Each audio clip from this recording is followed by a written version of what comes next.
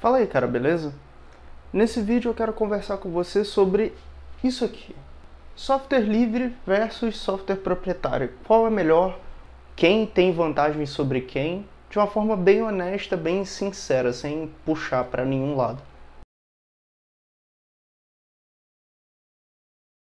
Para a gente começar a entender isso, a gente precisa entender primeiro quem são esses caras, tá?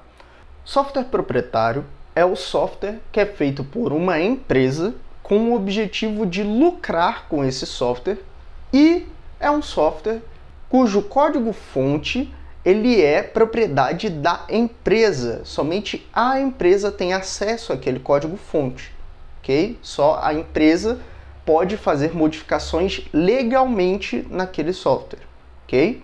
Software livre é um tipo de software diferente. Por quê? Porque o software livre ele é um software cujo código-fonte está disponível na internet. Ele é distribuído gratuitamente. Então você não precisa pagar para utilizar e também não precisa pagar para modificar.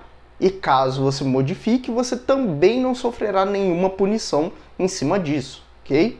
Então, estabelecidos os nossos jogadores aqui, vamos entender algumas coisas. A primeira delas é essa barra que eu criei aqui, que é a relação entre o mercado e a filosofia dentro de um software.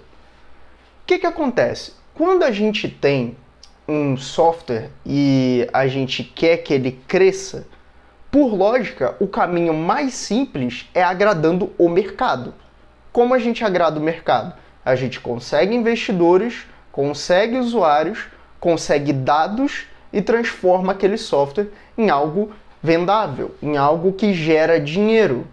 Então a gente agrada o mercado. Como a gente agrada o mercado? A gente agrada o mercado com dinheiro, tá? Aqui, dinheiro. É assim que a gente agrada o mercado. Como a gente então agradaria as pessoas ou o mercado que está buscando softwares com alguma filosofia diferente do normal? Simples, a gente oferece para eles liberdade, tá? Que eu vou colocar aqui um Vzinho, sei que não tem nada a ver especificamente com liberdade, mas é porque eu não conseguiria desenhar um pássaro muito rápido, então considere que isso aqui é um pássaro. Tá bom? Liberdade. Se eu tenho um software que está mirando completamente em obedecer essa filosofia, ele não tem como estar mirando aqui, porque isso aqui só pende para um lado, ok? É como um pêndulo. Se eu estou para cá, eu não tenho como estar aqui.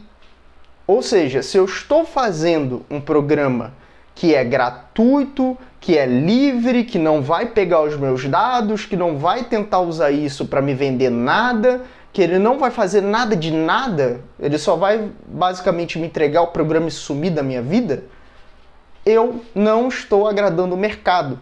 Por quê? Porque o mercado quer dinheiro. Para o mercado ganhar dinheiro, ele precisa principalmente de dados. Se eu não consigo fornecer nem dados, nem receita, nem nada, eu não agrado o mercado, ok? Por outro lado, se eu estou pendendo para este lado aqui, eu automaticamente, ou pelo menos em parte, estou desagradando o lado das pessoas que buscam um software mais alinhado com a sua filosofia de liberdade. Ou seja, eu desagrado pessoas que se importam, por exemplo, com a sua privacidade em termos de coleta de dados. Eu desagrado pessoas que se preocupam com, por exemplo, não precisar gastar dinheiro para utilizar determinado software ou fazer determinada coisa com determinado software. Então eu estou desagradando as pessoas que buscam a filosofia por trás do software e não o software em si, ok? Entendido isso, a gente chega onde a gente realmente pode começar a fazer afirmações, ok? Que afirmações eu posso fazer nesse momento sobre qual é melhor? Mercadologicamente falando, um software proprietário é melhor do que um software livre. Por quê? Porque o software proprietário tem mais potencial de gerar receita do que um software livre. Um software livre pode gerar receita a partir de outras coisas ao redor do software livre, mas não a partir do próprio software. Então é um ponto a menos para se ganhar dinheiro. Vou te dar um exemplo. A Adobe, ela vende os programas dela, ela vende treinamentos sobre os programas dela e ela também vende consultoria empresarial sobre os programas dela. Então ela tem 3 serviços atrelados que geram renda, que geram receita. Enquanto isso, se a gente for olhar, por exemplo, para o Inkscape ou para o Penpot ou para outros programas, desses 3 eles provavelmente só fazem 1 ou 2. Por quê? Porque um desses 3 é vender o software e nenhum deles vende o software. Então é um ponto de receita a menos. Aí você tem a consultoria para empresas e os treinamentos. Alguns desses softwares, e quando eu digo esses softwares, eu digo software livre no geral, não esses exemplos especificamente, fazem uma ou essas 2 coisas. Só que isso gera bem menos receita do que você também vender o software. Então, mercadologicamente falando, o software proprietário é melhor que o software livre, ok? Entendido? Uma informação importante sobre a diferença entre esses 2 softwares é sobre qualidade. Em termos de qualidade, obviamente, o software proprietário vai ganhar do software livre. Por quê? Porque o software proprietário tem uma grande camada de investidores querendo tirar dinheiro a partir daquele software. Sendo assim, você tendo muito dinheiro, você tem a capacidade de contratar pessoas para trabalhar em funcionalidades para aquele software de forma muito mais rápida, o que é diferente do software livre. No software livre, você tem pessoas que se voluntariam para trabalhar em funcionalidades daquele software através de um gerenciamento de comunidade. Então tem pessoas ali que vão falar, olha, vamos trabalhar nisso, vamos trabalhar naquilo, vamos trabalhar naquilo outro. E as pessoas se voluntariam para fazer isso. E por voluntário, entenda-se que a pessoa não vai ganhar nenhum dinheiro, nem antes, nem durante, nem depois desse procedimento.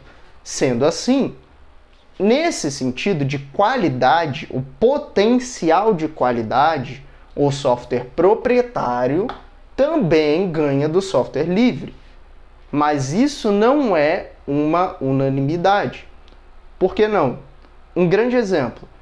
Recentemente, tivemos a compra do Figma pela Adobe e isso gerou um certo desagrado de algumas pessoas que não concordam com a filosofia da Adobe, especificamente. O que isso fez? Fez com que várias pessoas migrassem da Adobe pro Penpot. Com essa migração, certos investidores também fizeram essa migração, então o Penpot ganhou um grande aporte de dinheiro.